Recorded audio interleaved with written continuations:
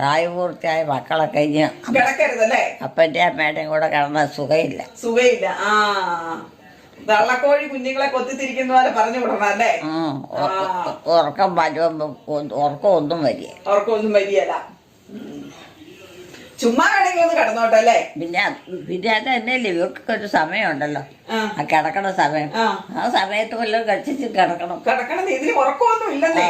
എന്തെങ്കിലും ഉറക്കം വരുള്ളൂ. ഇതിന് ഉറക്കം ഇല്ലെന്നേ.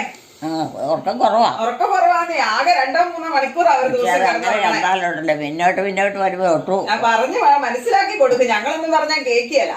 അനുസരണ കുറവാ. അമ്മ അന്ന് അടിക്കാഞ്ഞതിന്റെ കുഴപ്പാ.